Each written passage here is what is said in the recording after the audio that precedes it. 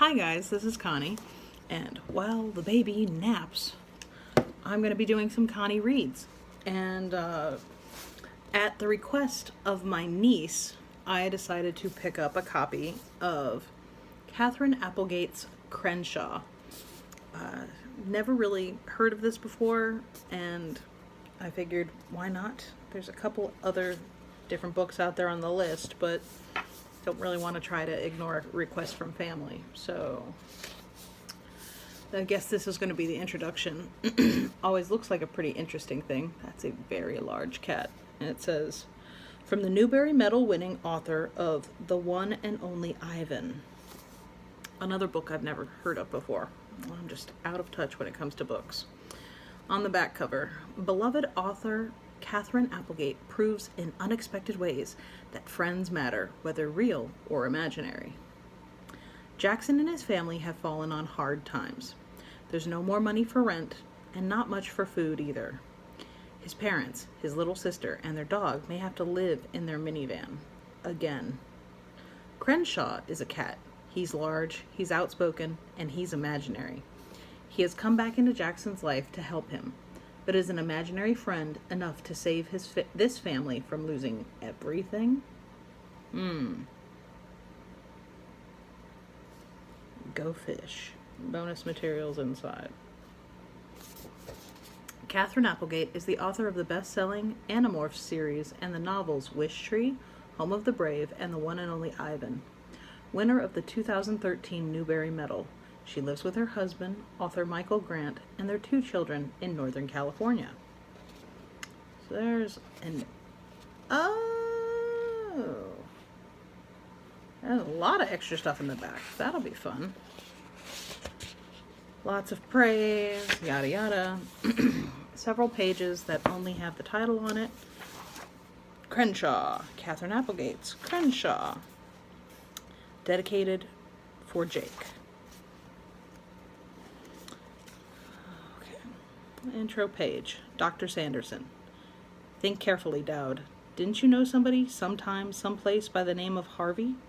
Didn't you ever know anybody by that name? Elwer P. Dowd. No, not one, Doctor. Maybe that's why I always had such hopes for it. Mary Chase's Harvey from 1944. Ooh, so they come in parts. This is part 1. How many parts does it have? Because there's no happy...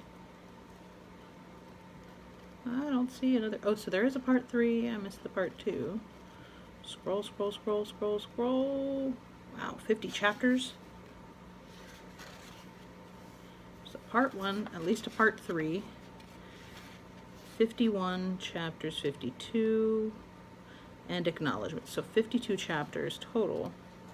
Wow. I could probably post one of these once a week and get through this in a year.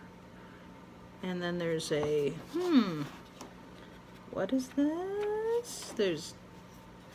What is this? Oh. There's an excerpt from her next book called Wish Tree. And there's a Q&A in the back called Go Fish. Very cool.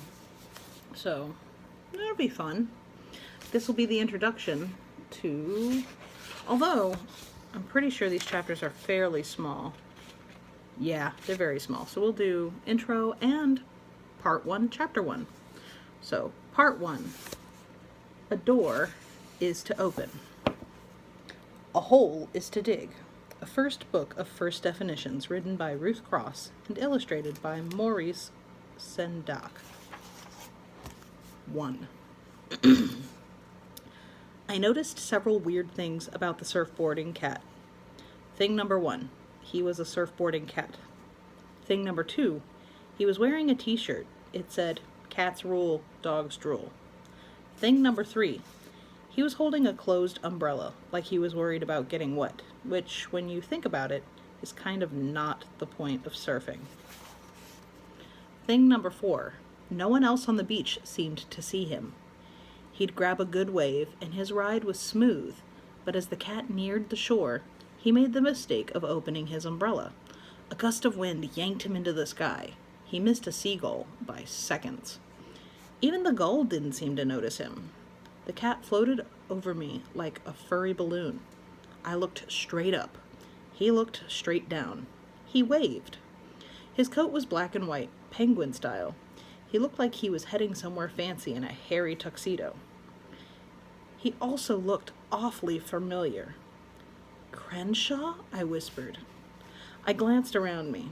I saw sandcastle builders and frisbee tossers and crab chasers, but I didn't see anyone looking at the floating, umbrella-toting surfer cat in the sky. I squeezed my eyes shut and counted to 10, slowly. 10 seconds seemed the right amount of time for me to stop being crazy. I felt a little dizzy, but that happens sometimes when I'm hungry. I hadn't eaten since breakfast. When I opened my eyes, I sighed with relief. The cat was gone. The sky was endless and empty. Whap! Inches from my toes, the umbrella landed in the sand like a giant dart. It was red and yellow plastic, decorated with pictures of tiny, smiling mice. On the handle, printed in crayon, were the words, "This bumbershoot belongs to Crenshaw." I closed my eyes again. I counted to 10. I opened my eyes, and the umbrella, or the bumbershoot, or whatever it was, had vanished, just like the cat. It was late June, nice and warm, but I shivered. I felt the way you do the instant before you leap into the deep end of a pool. You're on your way to somewhere else. You're not there yet, but you know there's no turning back. And that's the end of chapter 1. And they have cute little pictures here. To be fair, that looks like a pretty big cat. Though he doesn't look like he's wearing a t-shirt or has a bumbershoot in this setup. Whatever.